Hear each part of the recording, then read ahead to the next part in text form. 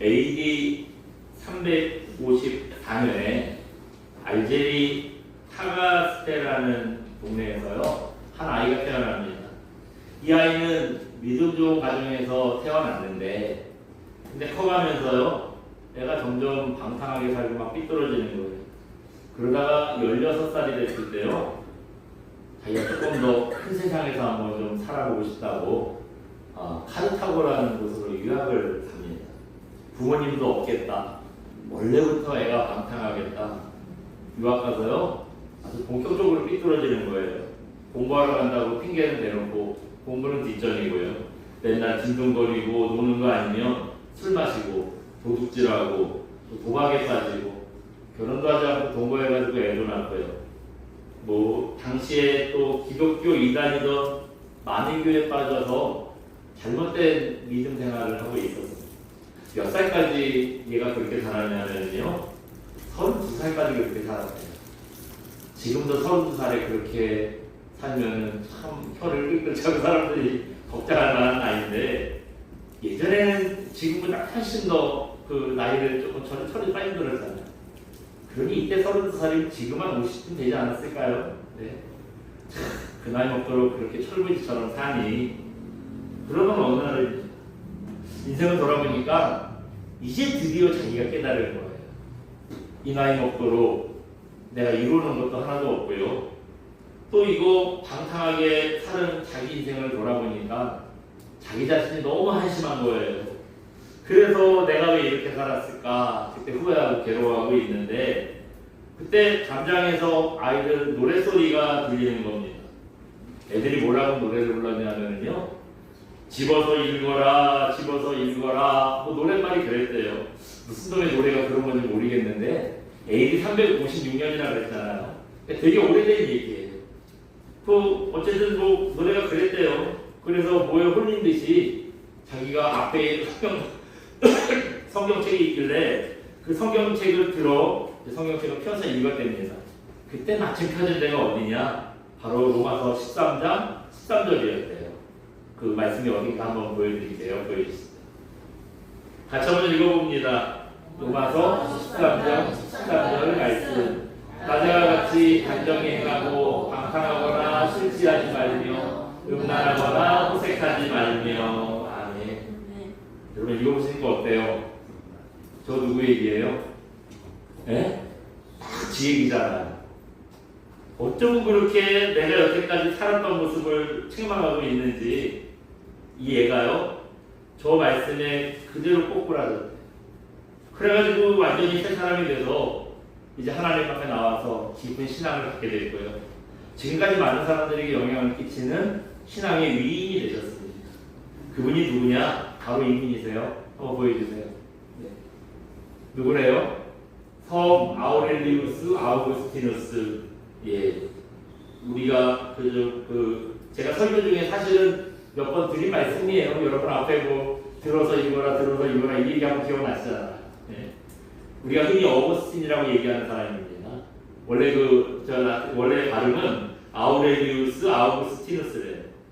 2000년 기독교 역사에서 바울의 버금가는 신학자고요.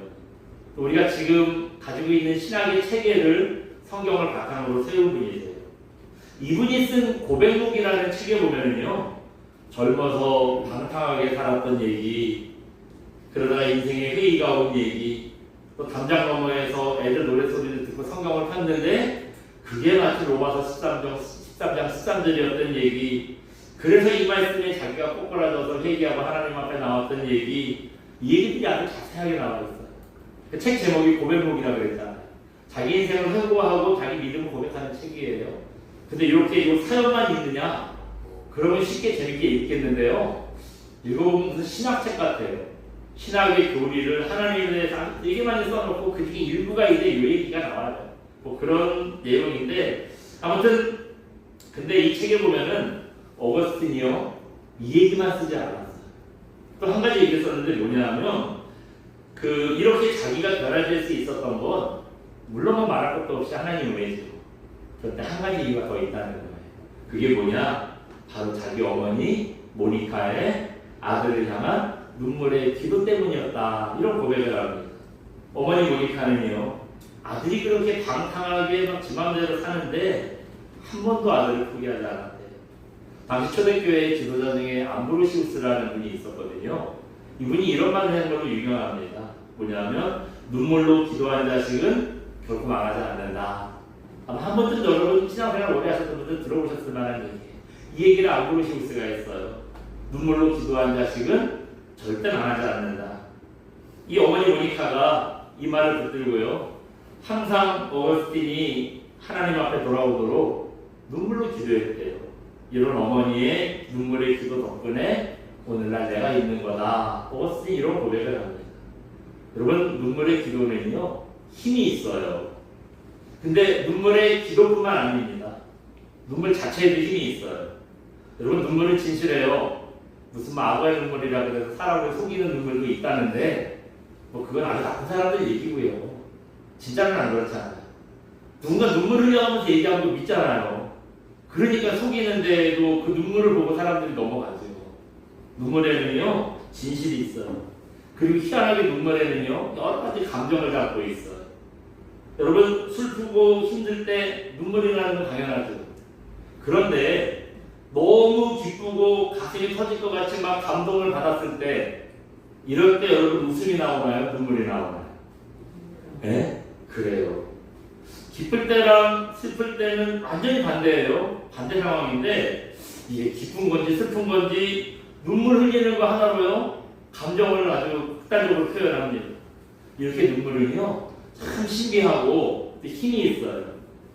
우리가 여러분 신앙생활 할 때 어떻지요? 이때도 마찬가지예요. 눈물 흘리는 거 하나로요, 내가 얼마나 힘든지, 내가 지금 하나님 앞에 기도하는 게 얼마나 간절한지, 여러분 눈물 흘리는 걸로 표현이 돼요. 또 하나님께 은혜 받았을 때, 감사할 때, 이때도요, 또 눈물로 내가 얼마나 하나님께 감사한지 이런 것도 막 표현이 돼요. 이게 눈물의 힘인 것 같아요. 그런데 한 가지 안타까운 일이 있어요. 뭐냐면 우리가 신앙생활을 하면서 눈물을 잃어버렸다는 거예요. 여러분이 근래에 하나님 앞에 하나님 때문에 눈물 흘려보신 적 있으세요? 네? 혹시나 악착같이 누구랑 싸워본 적은 있어도 눈물 흘려가면서 정말 밤을 새워 기도해 보신 적이 언제세요? 여러분, 하나님의 위로와 하나님의 역사는요, 우리가 악착같이 싸울 때가 아니라 눈물로 엎드려 기도할 때 임하는 겁니다. 믿음을 가지고 하나님 제가 한번 해볼게요, 막 팔걷어 붙이고 악착같이 싸울 때 하나님의 역사가 잘 안 일어나요. 내가 하려고 하니까 잘 안 일어나요.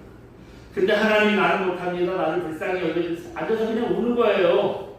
나는 우는 것밖에 할 일이 없는데, 근데 하나님의 역사가 그때 일어난다니까요. 감당하지 못할 문제를 놓고 여러분 눈물로 기도하면은요, 문제가 해결됩니다. 자식 때문에 눈물로 기도하면은요, 자식이 앞길이 열려요. 내가 어떤 문제든지 눈물로 기도하면 분명히 응답이 있습니다. 이렇게 눈물은 하나님의 도우심을 얻고 우리가 믿음으로 살아가는 힘이에요. 그래서 여러분, 우리는요, 그 눈물의 신앙을 회복하셔야 돼요.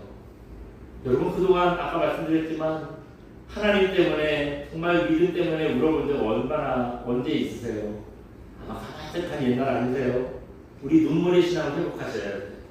오늘 본문이 바로 이 점에 대해서 우리에게 가르쳐주고 있습니다. 어느 젊은 여인이 있었대요. 이 사람이 사랑하는 남자를 만나서 결혼을 했고요, 아들도 하나 낳았어요. 여러분, 애들 키워보실 때 기억나시잖아요.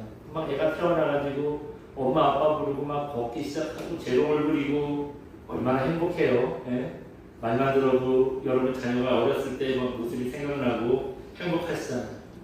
근데 이렇게 영원할 것 같은 행복이 어느 날 갑자기 불행으로 바뀌어버립니다. 남편이 죽었어요.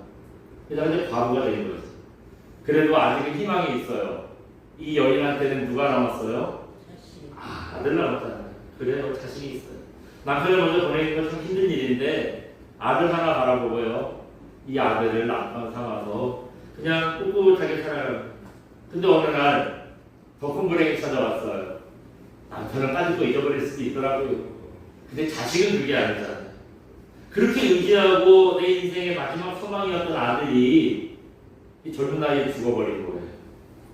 그래서 아들의 장례식을 치르고 깊은 슬픔에 빠졌는데 그때 주님을 만납니다. 주님을 만나. 주님께서 어떻게 이 과부의 사연을 아셨는지 뭐 하나님의 신적인 능력으로 아셨겠지요. 그 장례식 행렬에 찾아오셔서요. 아들이 누워있는 관에 손을 대시고 청년아 내가 내게 말하노니 일어나라 선포하셨어요. 그랬더니 무슨 일이 일어나죠? 주님의 이 강력한 선포에 기적이 일어납니다. 죽었던 아들이요 살아난 거예요. 그 자리에 있던 모든 사람들이 이 일을 보고 두려워했고요. 또 하나님께 영광을 돌렸고요. 예수님의 소문이 온 유대와 또 사방에 퍼졌다. 이렇게 말씀하고 있는 게 오늘 읽은 본문의 내용입니다. 여러분 오늘 본문을 통해서 우리가 오늘 생각해보고 싶은 게 한 가지 있어요. 바로 이겁니다. 보여주시겠어요? 같이 한번 읽어봅니다. 예수님은 과부의 눈물을 보셨습니다. 주님이 뭘 보셨대요? 과부의 눈물을 보셨대요. 우리 오늘 본문 13절 한번 읽어볼까요? 13절 같이 봅니다. 시작. 주께서 과부를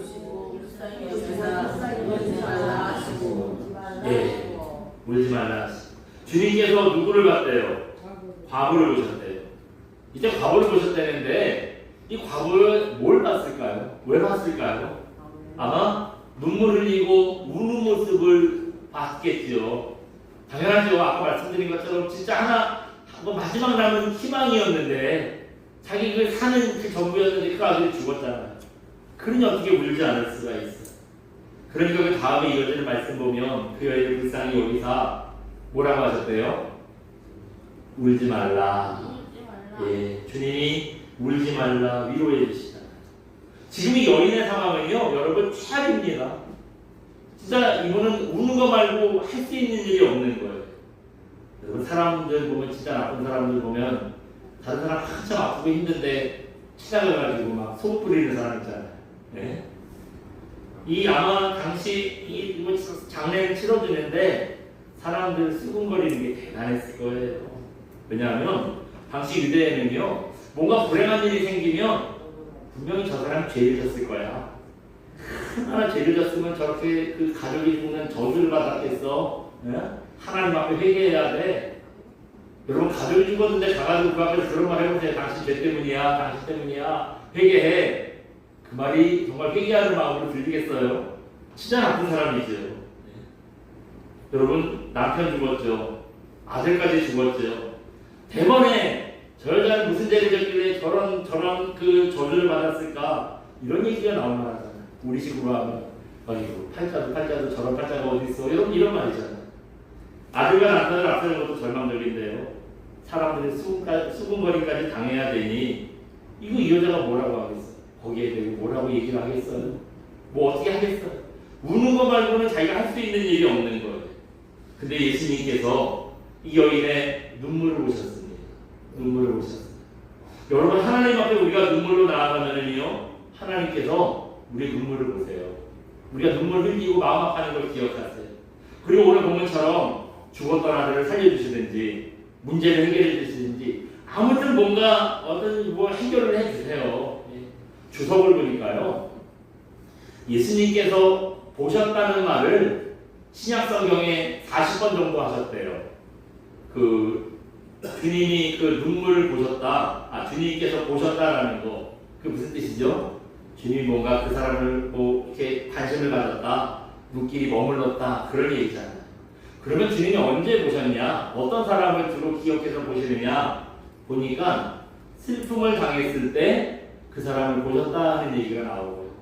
또 특히 병들어서 아파가지고 막 골골댈 때 그 사람을 보시고 불쌍히 여겼다 이런 표현을 하시고 그리고 또 한 가지가 뭐냐면 눈물 흘리는 사람들을 주님께서 보셨다 그런 표현을 또 해요. 여러분 우리가 신앙생활할 때 이게 상당히 중요합니다. 주님의 눈길이 여러분 어디에 머문다고요? 눈물을 흘릴 때. 눈물 흘릴 때 주님이 보신다는 거예요. 주님 앞에 나와서 눈물 흘리는 사람 주님이 그 사람 바라보세요. 주님의 눈길이 머무시고요. 주님의 관심이 거기에 두시는 거예요. 여러분 예수님의 눈길이 머물러야 하고 도와주시든지 살려주시든지 하죠. 주님은 쳐다보지도 않는데 어떻게 도움을 받고 은혜를 받겠어요. 우리가 주님 앞에 눈물로 기도하는 건 여러분 이런 뜻입니다. 저 좀 살려주세요. 저 좀 봐주세요. 주님 저 죽겠어요. 그런 여러분 외치는 것과 똑같은 거예요. 이처럼 눈물을 흘릴 때 주님의 눈물이 우리에게 머물게 할 수 있어요. 초대교회 때부터 그 중세라고 얘기하는 그 중세 초까지 교회에는요 사막의 교부들이라는 분들이 있었어요. 여러분 사막의 교부들, 이분들을 왜 사막의 교부들이라고 불렀을까요? 교부라는 뜻은 뭐냐면 교회의 아버지, 그 교회고 아부자, 교회의 아버지, 교회 지도자 뭐 그런 뜻이에요. 그런데 이분들을 왜 사막의 교부라고 불렀을까요? 뭐 당연하죠. 세상과 단절하고 사막에 나가서 사는 거예요. 사람들과 만나지 않고 혼자 사막 어딘가 막 처박혀서요 하나님만 묵상하고 하나님과 교제하고 이런 생활을 했어요. 그래서 이분들을 사막의 교부들 이렇게 부릅니다. 특히 이 사막의 교부들이 내린 교훈들 중에서도 사막 교부들의 기도가 유명해요. 이 사막 교부들의 기도가 유명하다고 하니까 여러분 어떤 생각 드세요? 이 사람들한테는 뭔가 기도하는 특별한 노하우가 있나 보다. 이 사람들이 기도하는 데 따라하면은 하나님을 만날 수 있나 보다. 여러분 그런 좀 생각을 하잖아요. 그런데 이분들의 기도는요 생각보다 단순해요. 이분들의 기도는요 주님 나를 불쌍히 여겨주세요. 나는 죄인입니다. 이 두 마디를 그냥 계속 반복해서 되뇌이는 거예요. 그게 이분들의 기도예요. 무슨 뭐 천지 만물을 주관하시고 하나님이 전능하시고 이런 이사오고는 아무것도 없어요. 주님 나를 불쌍히 여겨주세요. 나는 죄인입니다. 그냥 앉아가지고 주문처럼 이것만 계속 반복하는 겁니다. 그런데요 이 반복하는 기도의 능력이 있어요. 이분들이 성령이 충만하고요 정말 신령하고요 마귀가 감히 미혹을 못하는 거예요. 이분들의 책을 읽어보면은 하나님을 깨닫는 이분들의 영성이 얼마나 깊은가를 우리가 알 수 있어요. 여기 여러분 기독교 서적 같은 데 나가서 사막교부의 영성 뭐 이런 제목이 들어간 책들을 좀 찾아보시면 책이 몇 가지 되거든요. 읽어보면은요 이분들이 하나님을 깨닫고 하나님을 만나고 교제하고 하나님을 바라보는 게 얼마나 그 영성이 깊은지 몰라요. 근데 왜 이렇게 이분들 책을 읽어보고 영성이 깊을까 생각을 해봤는데 생각해보면 이게 당연하더라고요. 여러분 생각해보면 여러분도 아마 그렇게 할 수 있을걸요? 하루 종일 사막에 앉아가지고 사막에 앉아서 일하고 기도하고 하나님 묵상하고 이것만 하는 거예요. 다른 걸 안 해. 다른 생각이 들면 막 일하는 거야. 뭐 세상 아버지가 보고 싶다 이런 막 같이 일하는 거예요. 그리고 또 하나님 묵상하고 또 기도하는 거예요. 세상의 모든 걸 다 차단하고 하나님만 하루 종일 바라보고 있으니 어떻게 신령해지지 않겠어요? 그렇게 하는데 평생 그러는데 안 신령해지면 그게 이상한 거죠. 그렇다면은 이분들이 기도를 하고 다시 한번 돌아보세요. 주님 나를 불쌍히 여겨주세요. 나는 죄인입니다. 이게 별것도 아니거든요. 이거 반복하는 기도가 왜 영성이 깊어지게 만들까요? 여러분 이 기도는요 그냥 주님 나를 불쌍히 여겨주세요. 나는 죄인입니다. 되뇌이는 기도가 아니에요.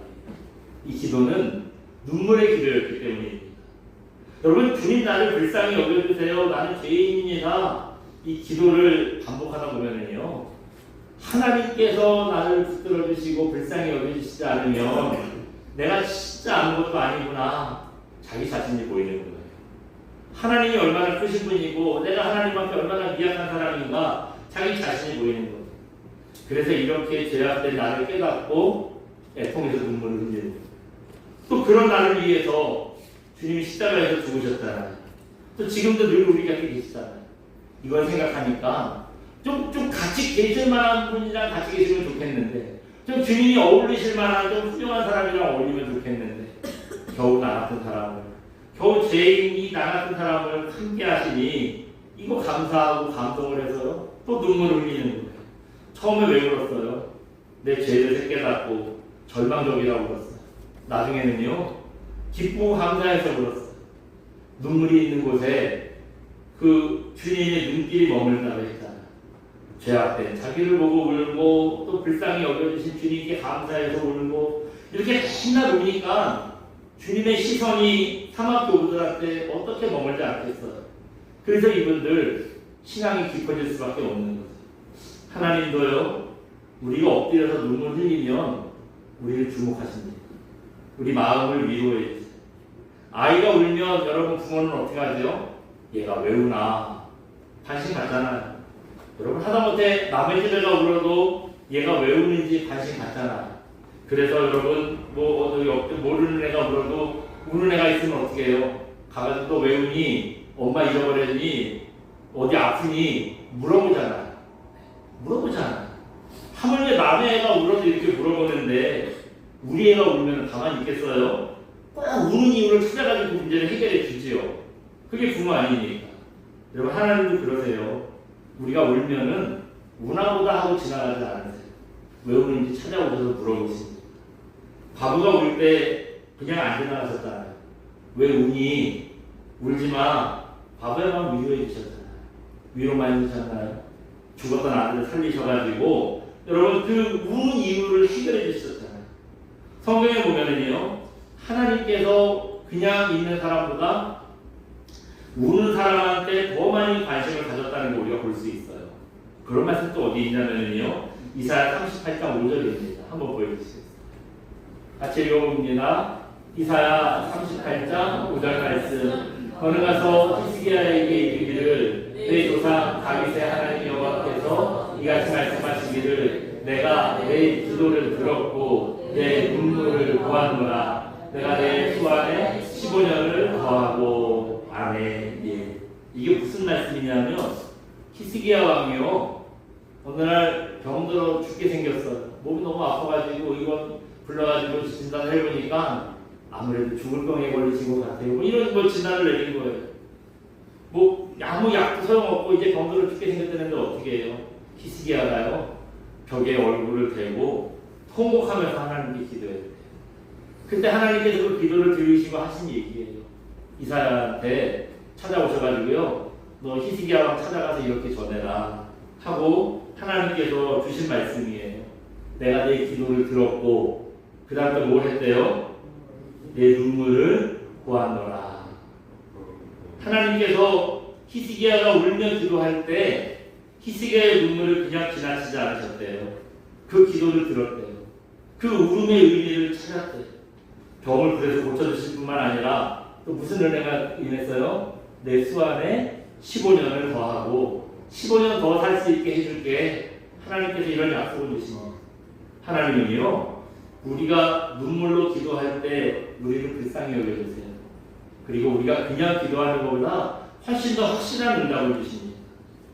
여러분, 우리나라에 교회가 참 많아요. 어쩌고저쩌고 해도요, 예수 믿는 사람은 제일 많아요. 예수 믿는 사람은 제일 많아요. 이렇게 우리나라에 기독교인이 많고 교회가 많이 생긴 이유가 뭘까요? 물론 하나님 은혜지요. 그런데 제가 생각해보니 우리 믿음의 선배들의 눈물의 기도 때문이었을 거다 하는 생각이 들어요. 여러분, 옛날에 교회들은 다 바닥이 어떻게 돼 있었죠? 마룻바닥. 우리는 그래도 바닥이 좋잖아요. 우리도 많지만 그때 얼마나 좋은 바닥이었겠어요. 대부분 교회는 돈 없어서 짓거든요. 그러니까 그냥 제일 어쩔 수 없이 그냥 짓는 거, 이 마룻바닥이라고 해가지고 얼마나 대단한 거겠어요. 또 옛날에는 지금처럼 의자도 없었어요. 의자라는 개념도 잘 없지만 또 이 옛날 신앙인 생각에는요, 하나님 앞에 어떻게 건방지게 똑같이 앉아가지고 예배를 드리냐고. 하나님 앞에는 무릎 꿇고 엎드려서 예배를 드려야 된다는 생각이 있었어요. 그래서요, 의자 없이 그냥 마룻바닥에 무릎 꿇고 앉아서 예배를 드렸습니다. 그런데 그 마룻바닥을 보면은요, 물에 젖은 얼룩자국이 많이 있었대요. 그 물에 젖은 얼룩자국이 뭐겠어요? 예, 바로 기도하면 우리 눈물 자국이죠. 이거는 여러분 어느 교회나 다 마찬가지였답니다. 교회마다 마룻바닥에 보면은요, 다 눈물이 떨어진 얼룩이 꼭 있었대요. 특히 어디 그런 게 있냐? 여러분 보시면 여러분도 대부분 자기 자리가 있잖아요. 예? 와가지고 딱 왔는데 누가 내 자리에 앉아 있으면 그 많은 자리 내가 어디 가든지 막 당황하잖아요. 이때도 그랬대요. 그래서 주로 기도 많이 하시는 권사님, 장로님, 안수집사님 이런 분들 자리에 보면은 그렇게 바닥에 그 눈물 자국이 남아 있었다는 거예요. 옛날에 우리 믿음의 선배들은 밤새워 철야하면서 새벽 기도하면서 냉랭하게 기도하지 않았죠. 늘 눈물로 기도했습니다. 지금 통성 기도하자 그러면 여러분 우리는 어떻게 기도해요? 주야 부르고 기도합시다 하면은 주여 아무도 안 불러요. 목사만 불러요. 그리고 뭐 개에서 그런 뭐 기어가는 목소리로 들릴 듯 말 듯 이렇게 기도하잖아요. 네? 근데 예전에 옛날에 통성 기도는요 큰 소리로 기도하는 기도 정도가 아니에요. 통곡의 기도였습니다. 날마다 자복하고 회개 자복하고 나를 불쌍히 여겨달라고 하는 통곡의 기도였고요. 또 우리 자식들 인도해달라고 간구하는 기도였고요. 이렇게 눈물로 밤을 지새우면서 기도를 하다 보니 그 눈물 자국이 교회 마룻바닥에 그냥 얼룩으로 남아있는 거죠. 그런 눈물의 기도가 오늘날 한국교회를 이만하게 세운 거 아니겠습니까? 여러분, 하나님은 우리의 눈물을 보시고 우리를 불쌍히 여기십니다. 똑바로 뜨고 하나님 앞에 기도하는 거, 바락바락 소리 지르는 거, 그것도 기도는 기도인데요.